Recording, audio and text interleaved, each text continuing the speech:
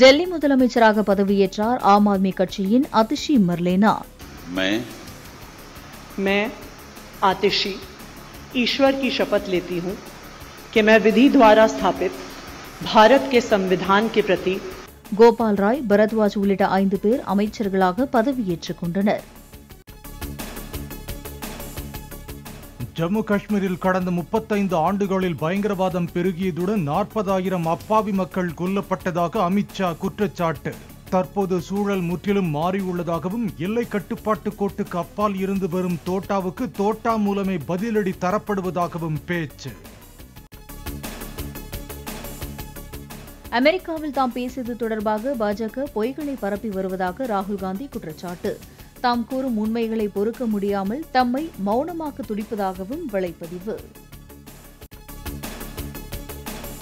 திருவள்ளூர், காஞ்சிபுரம், ராணிப்பேட்டை மாவட்டங்களில் ஓரிரு இடங்களில் இன்று கனமழை பெய்யக்கூடும். வானிலை ஆய்வு மையம் எச்சரிக்கை. சென்னை பெருநகர் மற்றும் புறநகரில் ஓரிரு இடங்களில் இன்று மழை பெய்யக்கூடும். வானம் பொதுவாக மேகமூட்டத்துடன் காணப்படும் என வானிலை மையம் தகவல்.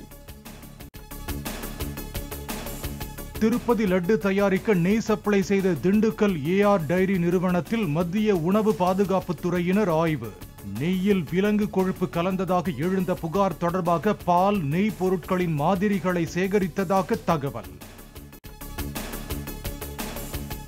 பழனி பஞ்சாமிர்தம் குறித்து வதந்தி பரப்புவோர் மீது சட்டப்படி கடும் நடவடிக்கை எடுக்கப்படும் என அமைச்சர் சேகர் பாபு பேட்டி. தமிழகத்தில் 2021ஆம் ஆண்டு முதல் கோயில்களுக்கு தேவைப்படும் நெய் ஆவினிடமிருந்துதான் கொள்முதல் செய்யப்படுவதாகவும் விளக்கம். லட்டு தயாரிப்பிற்கு பயன்படுத்தப்பட்ட நெய்யில் விலங்கு கொழுப்பு கலக்கப்பட்ட விவகாரம். திருப்பதி ஏழுமலையான் கோயிலில் வரும் திங்கட்கிழமையன்று ஆகம விதிகளின்படி மகாசாந்தி யாகம் மற்றும் சிறப்பு திருமஞ்சனம் செய்ய தேவஸ்தானம் பரிந்துரை. ஆந்திராவில் லட்டு கலப்பட விவகாரத்தில் தொடர்புடைய அனைவரையும் கைது செய்யக்கோரி பவன் கல்யாணின் ஜனசேனா கட்சியினர் போராட்டம். முன்னாள் முதலமைச்சர் ஜெகன்மோகன் ரெட்டி உள்ளிட்டவர்களின் உருவ பொம்மைகளை எரித்தும் எதிர்ப்பு. சென்னை பெருங்களத்தூரில் அடுக்குமாடி குடியிருப்பு கட்ட திட்ட அனுமதி வழங்குவதற்கு 27 கோடி ரூபாய் லஞ்சம் பெறப்பட்டதாக புகார். முன்னாள் அமைச்சர் வைத்திலிங்கம் உட்பட 11 பேர் மீது லஞ்ச ஒழிப்புத்துறையினர் வழக்கு பதிவு. சென்னை வேளச்சேரியில் போலி பட்டாவை உருவாக்கி அரசு நிலத்தை ஆக்கிரமித்ததாக அதிமுக பிரமுகர் அவரது மனைவி மீது வழக்கு பதிவு. நிலத்துக்கான அசல் ஆவணங்களை அழித்து போலி பட்டா உருவாக்கியதாக அரசு அதிகாரிகள் 4 பேர் மீதும் லஞ்ச ஒழிப்புத்துறை வழக்கு பதிவு. சென்னை அடுத்த பொன்னேரி ரயில் நிலையம் அருகே தண்டவாளங்களில் சிக்னல் இணைப்பு பெட்டியில் போல்ட் கழற்றப்பட்டு சதி. அதிகாலை வேளையில் நடைபெற்ற சதி வேலையால் 2 மணி நேரம் ரயில் சேவை பாதிப்பு. தனிப்படை அமைத்து போலீசார் விசாரணை. தமிழ்நாட்டு நீர் தேவைகளை பொறுத்து புதிய அணைகள் கட்ட நடவடிக்கை எடுக்கப்படும் என நீர்வளத்துறை அமைச்சர் துரைமுருகன் தகவல். அமைச்சர் உதயநிதிக்கு துணை முதலமைச்சர் பொறுப்பு அளிக்கப்படுவது குறித்த கேள்விக்கு தனக்கு அது பற்றி எதுவும் தெரியாது என பதில். சார், அமைச்சர் உதயநிதி ஸ்டாலினுக்கு துணை முதல்வர் பதவி தரணும் சொல்லி இந்த கேள்வி மட்டும் தெரியும். அந்த கேள்வி தமிழ்நாட்டைச் சேர்ந்த ஒருவர் நாட்டின் பிரதமராகும் நாள் வரவேண்டும் என கமல்ஹாசன் பேச்சு. இதேபோன்று நான் முன்பு பேசியது தவறாக புரிந்து கொள்ளப்பட்டு சர்ச்சையானதாகவும் கருத்து.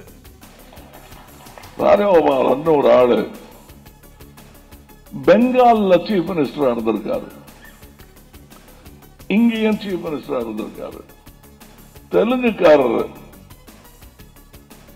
அவர் இங்க வந்து இருந்திருக்காரு. இது இங்கே பாசிபிள். ஆனால் ஒரு தமிழன் பிரைம் மினிஸ்டர் ஆக முடியுமா?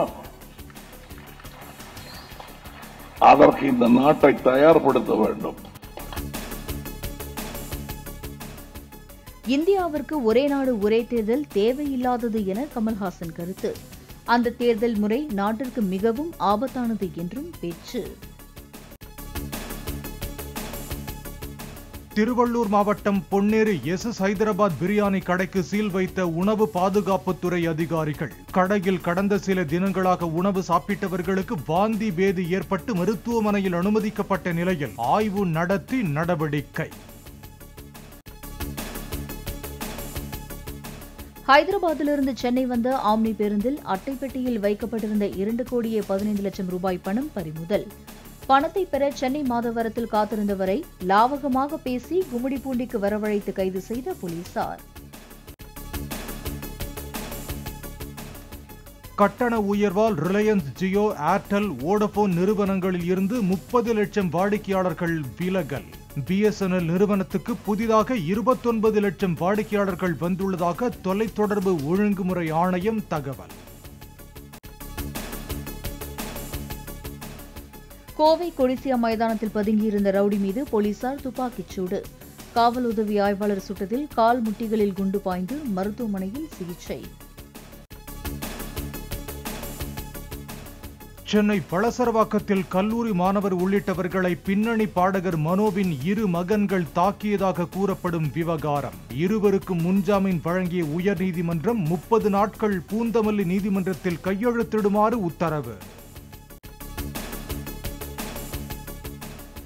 லெபனானின் ஹெஸ்புல்லா மூத்த கமாண்டரை குறிவைத்து இஸ்ரேல் நடத்திய துல்லிய தாக்குதலில் பலி எண்ணிக்கை 31ஆக உயர்வு. அமெரிக்காவில் தலைக்கு $8 மில்லியன் அறிவிக்கப்பட்ட இப்ராஹிம் அகில் உட்பட மூத்த கமாண்டோக்கள் பலர் பலி என்று தகவல்.